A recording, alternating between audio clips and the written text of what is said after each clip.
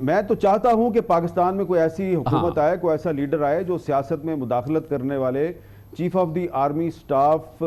کو کیفر کردار تک پہنچائے. تو گستاخی معاف,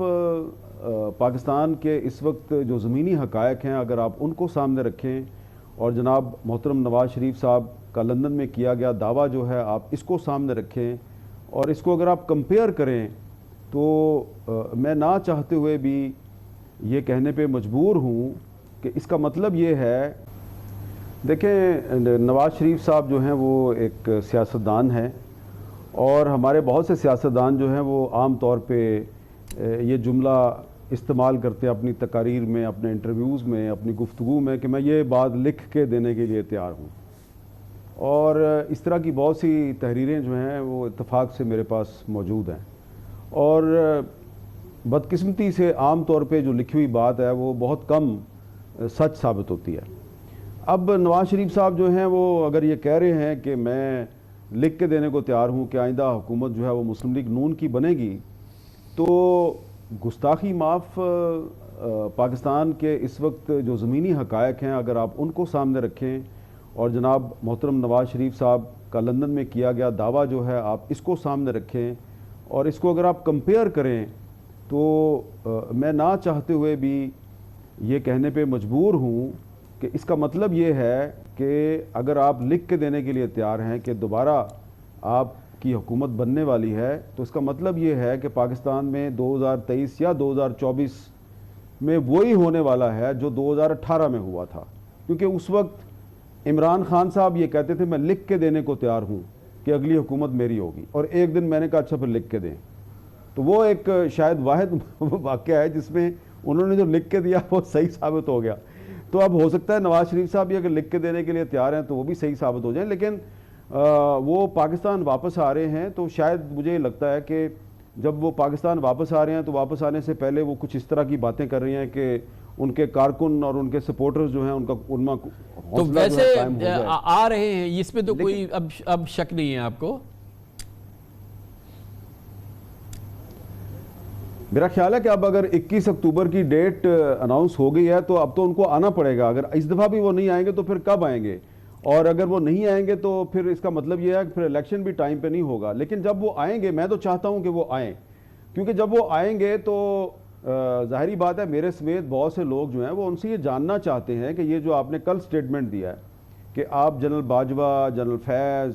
اور ایک سٹنگ سپریم کورٹ کے جج جو کہ آئندہ چیف جسٹس بھی بننے والے ہیں, آپ ان کو کیفر کردار تک پہنچانا چاہتے ہیں. تو اس سلسلے میں جو آپ کا موقف ہے اس میں کافی ہم نے اتار چڑھاؤ دیکھا ہے. جب 2017 میں ان کو ڈسکوالیفائی کیا گیا اور اس کے بعد ان پر مقدمات بنے اور ان کو گرفتار کر لیا گیا, تو مجھے یاد ہے کہ جب وہ مختلف عدالتوں میں پیش ہوتے تھے اور تحریک انصاف کی حکومت کا زمانہ تھا, میڈیا پہ بڑا سخت سینسرشپ تھا, اور نواز شریف صاحب جو ہیں وہ ان صاحبان کے نام لیا کرتے تھے اور میڈیا پہ خبر نہیں آتی تھی. وہ جنرل باجوہ پہ بھی تنقید کرتے تھے, جنرل فیض پہ بھی تنقید کرتے تھے. پھر وہ اچانک کیا ہوا کہ نواز شریف صاحب جو ہیں وہ لندن چلے گئے علاج کے لیے, اور پھر 2019 آپ کو یاد ہے دسمبر کا مہینہ تھا, اور اچانک یہ پتہ چلا کہ تحریک انصاف, پیپلز پارٹی اور مسلم لیگ نون نے مل کر تینوں پارٹیوں نے مل کر جنرل باجوہ کو ایکسٹینشن دینے کا فیصلہ کر لیا. مگر اس کے لیے اس کی وجہ نہیں پتہ چل سکے گی حامد میر صاحب, کیونکہ خواجہ آصف نے کہا ہے کہ میاں صاحب نے قرآن پہ حلف لیا تھا کہ یہ نہ بتائیے گا کہ میں نے کیوں کہا کہ آپ غیر مشروط طور پہ جنرل باجوہ کو 3 سال کی ایکسٹینشن دے دیں. تو کیا ہمیں پتہ ہے کہ وہ قرآن پہ جو حلف لیا وہ سامنے آیا؟ کیا وجہ تھی نواز شریف صاحب نے جو یہ عمل کیا تھا؟ کامران صاحب, جو میرے علم میں ہے میں تو صرف وہ آپ کے ساتھ شیئر کروں گا. ان تینوں پارٹیوں کو, مسلم لیگ نون کو, پیپلز پارٹی کو اور تحریک انصاف, ان تینوں پارٹیوں کو جنرل باجوہ کی ایکسٹینشن پہ جنرل فیض نے راضی کیا تھا. اور میں آپ کو بڑی اتھارٹی کے ساتھ یہ بتا رہا ہوں تو نواز شریف صاحب جنرل فیض کو اس بات کی سزا دینا چاہتے ہیں کہ انہوں نے ان کو کنونس کیا کہ جنرل باجوہ کی ایکسٹینشن دو, اس لیے اب نہیں چھوڑیں گے جنرل فیض کو. دیکھیں, اور پھر اس کے بعد کیا ہوا کہ 2019 میں انہوں نے, ان تینوں نے مل کے جنرل باجوہ کو ایکسٹینشن دی، اس میں جنرل فیض کا ایک بڑا کلیدی رول تھا، اور پھر جب 2020 میں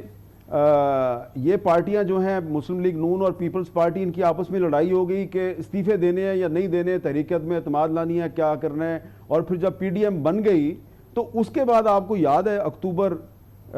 میں ایک جلسہ ہوا تھا، اکتوبر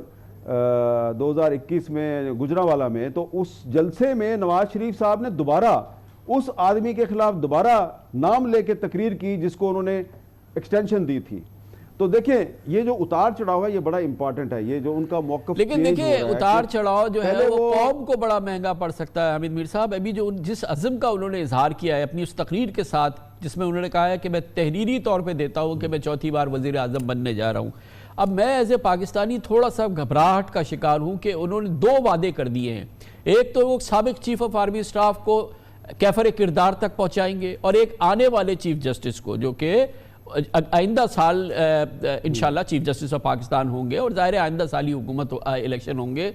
تو وہ کون سا دور واپس آ رہا ہے؟ کیونکہ نواز شریف صاحب نے اس سے پہلے آپ کو معلوم ہے کہ ایک اور چیف آف آرمی اسٹاف کو کیفر کردار تک پہنچانے کا وعدہ کیا تھا قوم سے، اور اس کو کسی حد تک انہوں نے پورا کیا جب غداری کا مقدمہ انہوں نے دائر کر دیا تھا جنرل پرویز مشرف کو، لیکن بہرحال اس کی قیمت انہوں نے بھی ادا کی اور قوم نے بھی۔ اور پھر وہ کیا زمانہ ہوگا جب ایک چیف جسٹس ہوں گے، نئے چیف جسٹس جسٹس قاضی فائز عیسیٰ کے بعد جسٹس اعجاز الحسن، اور اس کا وہ قوم سے وعدہ کر چکے ہیں کہ انہیں کیفر کردار تک پہنچائیں گے۔ تو میں وہ پاکستان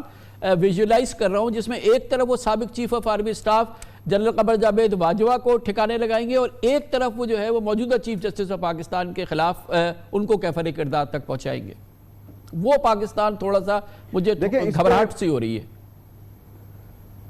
اچھا آپ کو گھبراہٹ ہو رہی ہے، لیکن مجھے کوئی گھبراہٹ نہیں ہو رہی۔ میں تو چاہتا ہوں کہ پاکستان میں کوئی ایسی حکومت آئے جو وہ سیاست میں، میں تو چاہتا ہوں کہ پاکستان میں کوئی ایسی حکومت آئے، کوئی ایسا لیڈر آئے جو سیاست میں مداخلت کرنے والے chief of the army staff کو کیفر کردار تک پہنچائے۔ لیکن میرا سوال تو یہ ہوگا نا جب نواز شریف صاحب آئیں گے کہ جناب کبھی آپ جنرل باجوہ کی مخالفت کرتے تھے، کبھی آپ اس کو ایکسٹینشن دیتے تھے، پھر مخالفت کرتے تھے، اور پھر میں آپ کو بتا دوں یہ جو پچھلے سال جب ان کا ٹینیور ختم ہو رہا تھا جنرل باجوہ کا، تو آدھی سے زیادہ جو مسلم لیگ نون کی جو قیادت ہے، آدھی سے زیادہ وہ دوبارہ ان کو ایکسٹینشن دینا چاہتی تھی، اس دفعہ نواز شریف صاحب نہیں مانے۔ تو اگر نواز شریف صاحب یہ کہتے ہیں کہ وہ سیاست میں مداخلت کرنے والے فوجی افسران کو کیفر کردار تک پہنچانا چاہتے ہیں، تو یہ chief justice of Pakistan justice قاضی فائز عیسیٰ کا جو فیض آباد دھرنا کیس میں فیصلہ ہے، یہ اس فیصلے کے عین مطابق ہے۔ لیکن جو کردار ہے ماضی میں کہ کبھی آپ ایک بات کرتے ہیں، پھر آپ دوسری بات کرتے ہیں، پھر آپ ایکسٹینشن دے دیتے ہیں، پھر آپ اپنا موقف جو ہے اسے یو ٹرن لیتے ہیں، تو اس